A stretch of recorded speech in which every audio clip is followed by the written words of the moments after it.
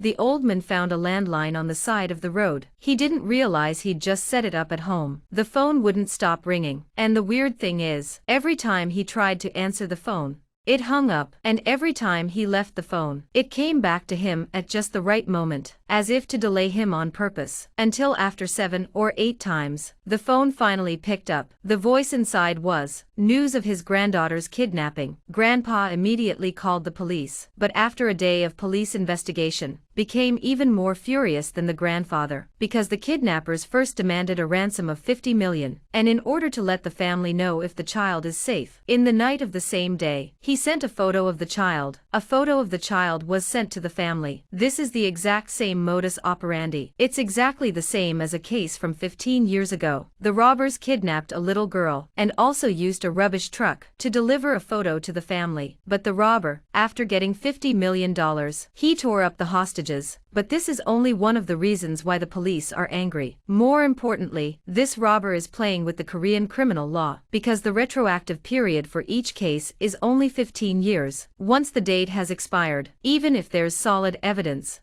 you can't arrest them again. And now these kidnappings are happening at the same time. They're stuck in the retroactive period of the kidnapping cases 15 years ago. After the expiration of the retroactive period, this is definitely not a coincidence. So the police immediately found the police officer who handled the case 15 years ago. But they found that this person not only neglected his work, he was also very reluctant to be questioned about these kidnappings. After talking to him in detail, it turns out that on the day the kidnappers tore up the hostages, police officer Wei witnessed the kidnappers pushing the hostages, pushed the hostage off the cliff, and the little girl who died was lying right in front of him. In the 15 years of investigating the case, Wei never let up but made little progress, until the week before the end of the retroactive period, he suddenly discovered where the little girl died. A bouquet of flowers had appeared out of nowhere. Such precise coordinates, except for the little girl's mother. Only he and the murderer knew. Wei immediately went to investigate the CCTV. This is his last chance to find the murderer. This is his last chance to find the murderer. As long as he can capture the killer's car, then follow the highway surveillance, the murderer will surely escape. But I didn't expect. The murderer didn't drive the car at all. And when he was leaving, he even smiled at the surveillance camera. He knew that the pixels of this kind of surveillance can't capture anything but the car. That's why he dared to blatantly provoke. But while Wei was angry, but he didn't lose his head. He believed that in such a faraway highway, the murderer would not have come by foot. So he checked all the nearby areas. Sure enough,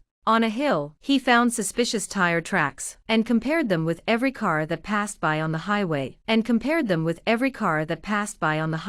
But when he found the suspicious car, hope was lost, because the car had no license plate. There's no way to locate the vehicle through surveillance, seeing that the traceability period is about to expire. Never thought. The car he's been looking for was parked right in front of the police station, and when Wei found out, the murderer had been watching him for a long time, as if he was waiting for him on purpose. Wei sensed the other party, but when he chased him out, the murderer dodged a few times. He left him far behind, and finally escaped in a circle. Today is the deadline for the retroactive period, though I'm not happy about it, but there's no way to convict the killer. Until this day, a colleague from the police station approached Wei again. They said the murderer had committed a second offense, but this time, Wei couldn't let it happen again. A woman's head wrapped in a rubbish bag, so that she can't see anything. But she did what the robbers asked. I didn't expect my daughter to be torn away. The mother couldn't understand. Why were the robbers so cruel?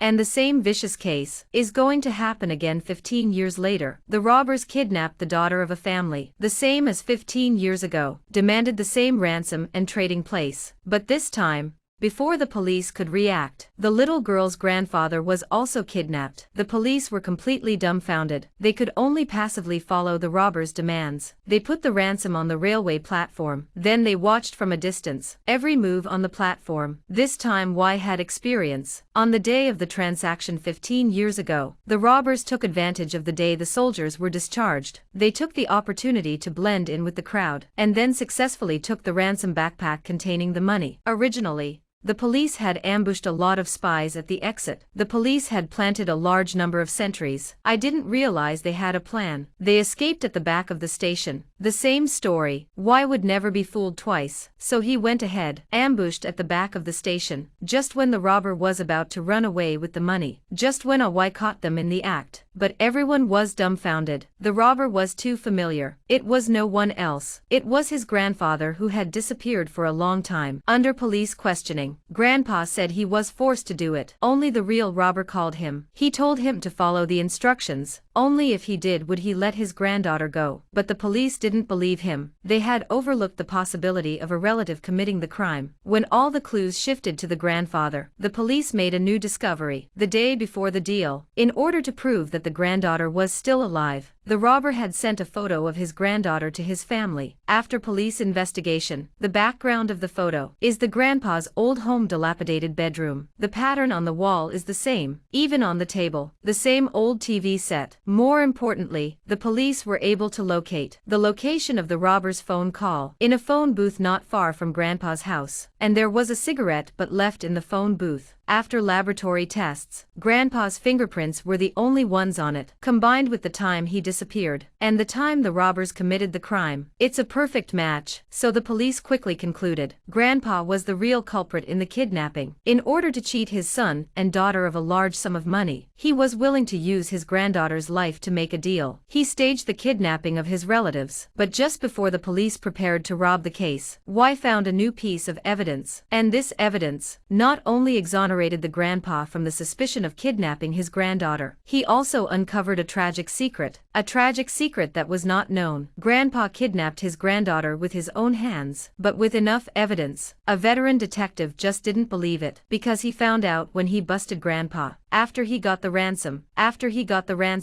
he kept trying to throw the backpack to someone outside the wall. If Grandpa was really the robber, why would he do that?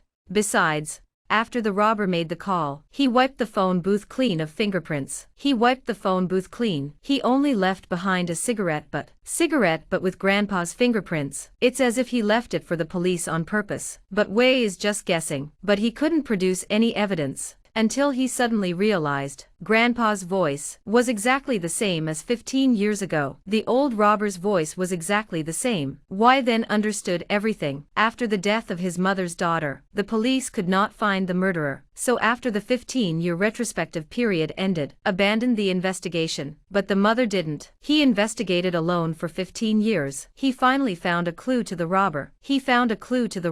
There was a calendar hanging in the house. It was marked the time of each day's crime, and the last one, the 19th, is the day the robber demanded a deal, and the date of his daughter's tragic death. The mother waited in the house for a long time. Finally, the robber came home. Through the door, she saw the robber's face, and that man was Grandpa. In order to take revenge on him, Mother was well prepared. She knew that the police had been investigating for 15 years. She'd long since turned a deaf ear to her daughter's case. So the first step was to motivate the police. The mother pretended to be the murderer. She placed a bouquet of flowers at the place where her daughter died, to make the police think that the murderer was here. Then she exposed herself to the surveillance, to the police to start a naked provocation. The mother knew that except for Y, no one would care. The scene of his daughter's death, so he would purposely play to Y. This is the only way to take advantage of Y's the extreme desire to catch the murderer. Then he will actively participate in the next step in the plan. Mother first kidnapped Grandpa's granddaughter. She'll use the recording. When he kidnapped his daughter 15 years ago, she played it back to the other party. She also wanted to tell the police Grandpa and the kidnapper are the same person. But that wasn't enough to convince the police. So the mother used her granddaughter's safety. She forced Grandpa to go to the station to get the ransom money. Then she made him run away from the back of the station. To escape from the back of the station. This is also the mother. The reason why Y had to be on the case. With the experience of failure, Y will definitely catch Grandpa successfully. And the scene of the stolen goods is enough to prove Grandpa is the real culprit who kidnapped his granddaughter. But what I didn't expect was, the police didn't investigate any further, completely unaware about the tragic death of the mother and daughter, and his plan was discovered by Y, because the mother missed a key point. He used is the original tape that the robbers made 15 years ago, when he kidnapped his daughter's original tape. Such an important piece of evidence. Except in the police archives, the mother is the only one who still has it. That's why Y quickly came to the door. But when he saw his mother was washing his granddaughter's granddaughter's face. She was washing her granddaughter's face. Wei realized that what his mother wanted was not revenge. If she did, he could have chosen to kill his granddaughter and let grandpa live in pain forever. But mother didn't. What he did is to get justice for his daughter. To get justice for his daughter, Wei didn't arrest him. Instead,